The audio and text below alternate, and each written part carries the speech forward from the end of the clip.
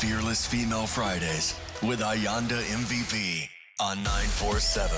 Every guest will leave you feeling inspired, confident, and ready to take on the world.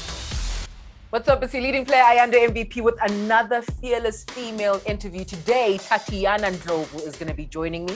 And if you want to see more of it, all you have to do is go to youtube.com/947 Joburg. Don't forget to click and subscribe. Good afternoon, Tatiana. Thank you so much for joining us this Friday. Yay! Can you give us a brief overview of your career and your journey? Currently, I work as the head of media for Nedbank for the entire group.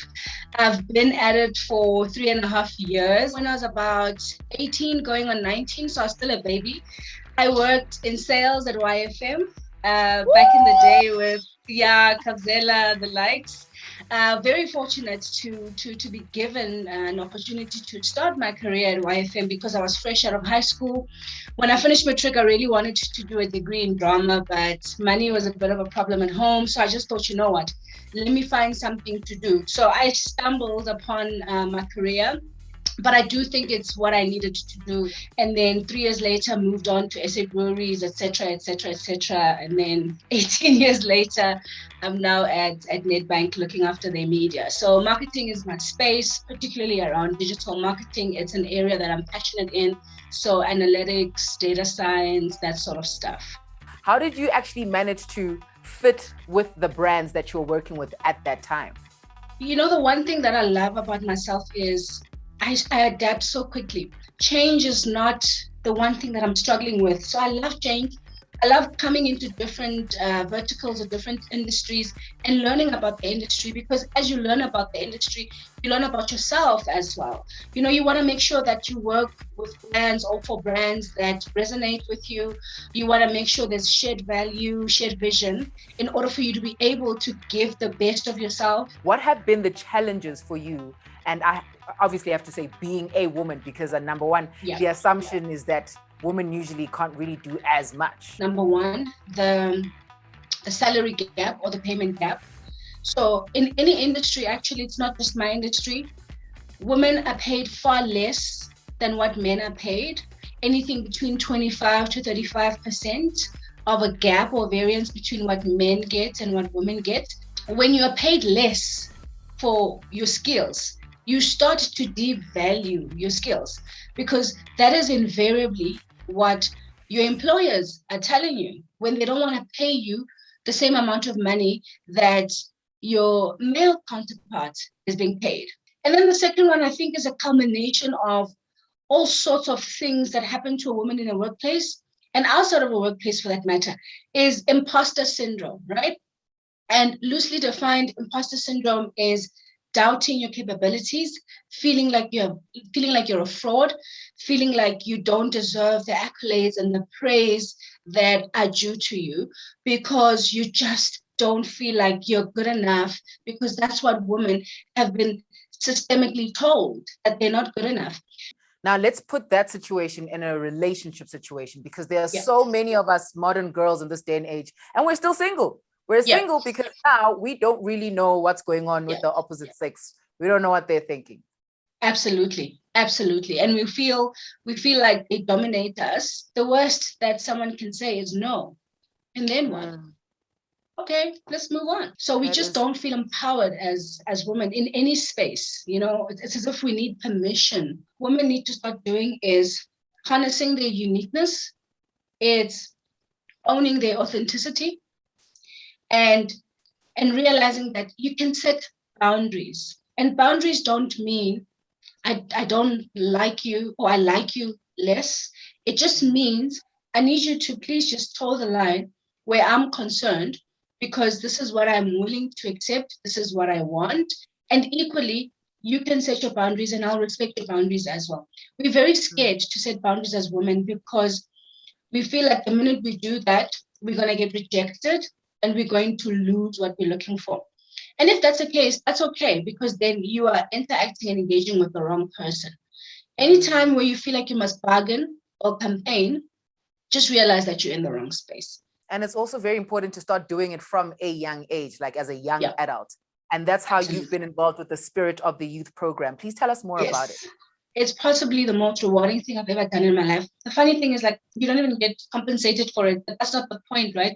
The point is, all of a sudden, I'm able to exist in a space that allows young people to learn about the world that they live in, South Africa in its current context, and how they can start to shape the narrative and the future that they want to live in. So Spirit of Youth basically goes and it gets grade 11 learners from different social strata in the country, right? So you go get learners from super private school, from former Model C schools, and then from schools that are maybe in a village or township or not necessarily classified as private or Model C schools.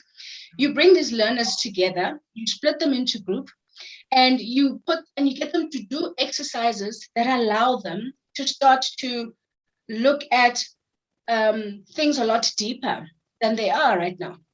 And I'll never forget, one of the things they asked was, or a statement they made was, if you work hard, you're going to make it in life. Like, you just need to work hard. And I think at face value, it sounds about right, but working hard and success don't equal each other. They're not linear in their fashion. And I remember one of the facilitators saying, well, my helper works a lot harder than I do. She doesn't have more money than I do. She wakes up at 4 a.m. to come make sure that at 6 o'clock she's at my house, making me and my husband breakfast, making the kids lunch, getting them ready for school, packing their bags. Then off to school we go, off to work we go. She's taking care of the house, cooking, cleaning, ironing. We come back at 6 o'clock. There's dinner ready. She's leaving. She only gets home at 8 at night. She doesn't get time to spend time with her kids. She doesn't spend time with herself, so she doesn't know what she likes, what she doesn't like. She works hard, but is she more successful? Not at all. So it's just a lot of questions that don't necessarily have a direct answer, but if anything, they force their learners to go and explore within themselves what these things mean to them and how they shape their lives. We talk about privilege. And when we talk about privilege, we're not talking about privilege just from a race perspective. I remember one of the times we had a learner in our group who was on a wheelchair. And that day we got given a room upstairs and we couldn't get her upstairs. The best we could do was push her up the catering ramp. And it's because the lift wasn't working, right? And I think because you and I are abled, if the lift is not working, the next logical thing is the people will take the stairs, right? But it's because we're operating from our own place of privilege. We are full-bodied and we are full-body able. We've got 2 hands, 2 arms, we can walk. We don't think that we need to fix the lift ASAP because there may be someone in a wheelchair coming to see us. So we also talk and confront those kinds of conversations just around privilege and how we operate from a place of privilege in every area of our lives. And that's how policies are made. You sound like you were the big sister in your family. Were you the oldest? How did it work in terms of the sibling lines? Yeah, my older sister will tell you I'm like her older sister. I think I just always like to take control from an early age. And so, yeah, I just became the deputy parent, even though I'm the youngest, but I am the deputy parent. Like, my friends call me the head girl, and not for anything, but because I just like to be in charge. But I think it's because I have control issues, so I feel like I always have to be in charge. But I think it's also because you care so much. You have to have so much care. I do, absolutely. That is beautiful. What does it mean to be fearless? Geez, the dictionary definition of fear is an unpleasant emotion that is caused by threat or harm or pain. And I want you to underline emotion, right? Because it's a feeling. It's not necessarily based on facts. It's a feeling. So being fearless means that you allow yourself to feel, but realize that the facts may say differently. So you don't have to feel fear, because what you're fearing may very well be in your head. It may be perceived harm or threat, but it does not necessarily mean that it exists. My favorite author is Joyce Meyer. It's okay to feel fear, but you must do it afraid. And so that's how I like to remind myself when I find myself in situations where I'm feeling fearful or feeling potential threat or harm. I just say, Tatiana, do it afraid. It doesn't matter. The point is it must be done. Do it afraid. And that's what I think it means to be fearless. Just realizing that there's an alternative by using the facts. And if that doesn't work for you, do it afraid. How does Tatiana reward herself? This exercise actually just made me so sad and uncomfortable, because I realized that I'm so focused on just getting things done from a career or professional perspective that I don't reward myself. Yes. But typically what I do like to do is connect in meditation rather, in prayer, with myself, with the universe, with God. I challenge myself every single day to learn something new, because I do believe every day is a school day. I don't do a lot. I'm addicted to reality TV. That is a good way to unwind. Seeing other people's drama. Absolutely. So this is me, like, I watch everything. Like, I'm so embarrassed to say, my partner always says to me, he's like, I'm just so glad you're educated, because the amount of rated TV you watch is very concerning. Which one is your fave? Listen, I think I have 6. Like, internationally, I love Married to Medicine. I love Real Housewives of Atlanta and Potomac. And then I love La Sizwe, which is where I know you from. I only managed 1 season of that. That was a lot. The drama. What advice can you give to the younger Tatianas out there that are also just as driven? Invest in mentorship, invest in coaching. I cannot emphasize how important getting a mentor is for the success of your career or any other area where you may need it in your life. Never stop learning. Constantly develop yourself and invest in yourself. And then whilst you're at it, strike a balance, please. Strike a balance between your work and your personal life. Set the boundaries. And if you're working for the right organization, they'll respect your boundaries. They'll know that Ayanda is available between 8 and 5:30. Nothing more, unless it's an emergency. And it can't be an emergency every day. And then the last one, again, we talked about is ask for what you want. Because if you don't ask for what you want, you're going to get nothing.